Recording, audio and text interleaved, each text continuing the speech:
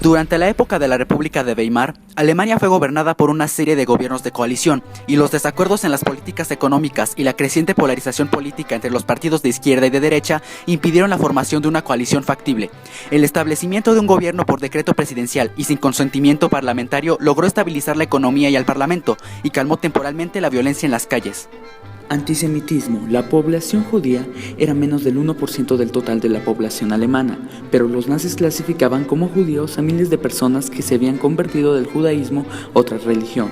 Comenzaron a llevar la práctica del genocidio judío en 1941, conducían a las víctimas a campos de exterminio. En este lugar los judíos morían de hambre, enfermedad, trabajo excesivo, y si aquellos no los mataba eran liquidados en cámaras de gas.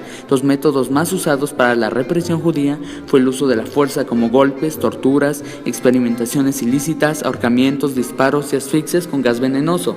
Aún así hubo oposiciones armadas de judíos que se enfrentaron a los nazis en algunos campos de concentración, así como luchas armadas en Europa que terminaron en completa derrota para los judíos.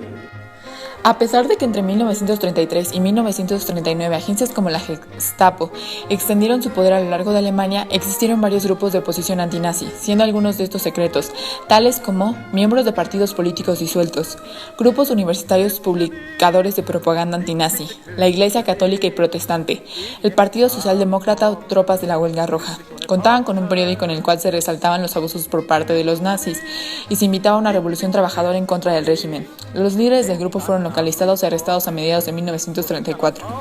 Otro el grupo Nuevos Inicios, del Partido Socialdemócrata, el cual fracasó por la constante presión de la Gestapo. El Partido Comunista Alemán, el cual fue inculpado por el incendio del Reichstag. Sus miembros fueron encarcelados y enviados a campos de concentración. Sus instalaciones fueron confiscadas y su equipo destruido. Desde 1918 se valieron de un periódico para criticar a los nazis. Otro fueron los trabajadores no afiliados a ningún partido político, pero que estaban en contra del régimen a causa de las nuevas políticas económicas que les afectaron. Saboteaban la maquinaria en forma de protesta. Los piratas de Edelweiss, que utilizaban métodos sumamente violentos y fueron responsables del asesinato del líder de la Gestapo.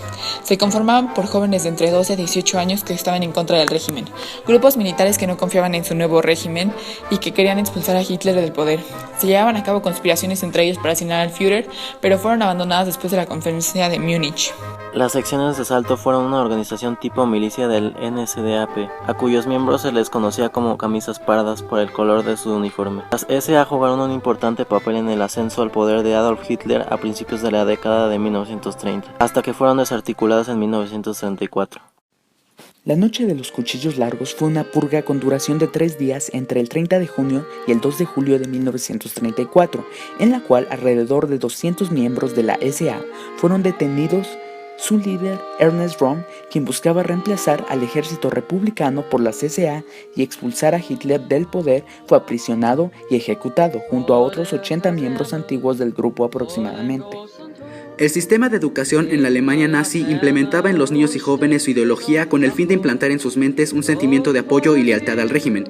Se le obligaba a los padres a enrolar a sus hijos dentro de la juventud hitleriana, ya que de lo contrario serían enviados a orfanatos. Asimismo, cualquier joven que se incorporara a un grupo diferente sería considerado un criminal.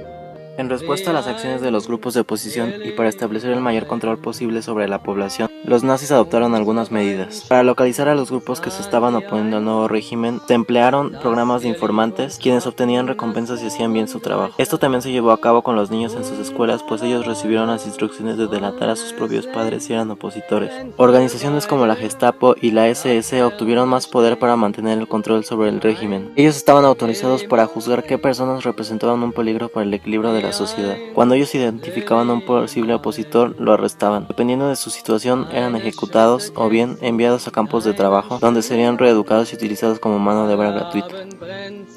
Los objetivos que el partido nazi perseguía con la neutralización de los grupos opositores eran la centralización del poder, el mantenimiento del orden público, la reeducación de las nuevas generaciones alemanas, reemplazar otras ideologías por el nacionalismo y contener a aquellos quienes se resistieran a adoptarlo, superar los problemas económicos y sociales y poner alto a la propaganda antinazi.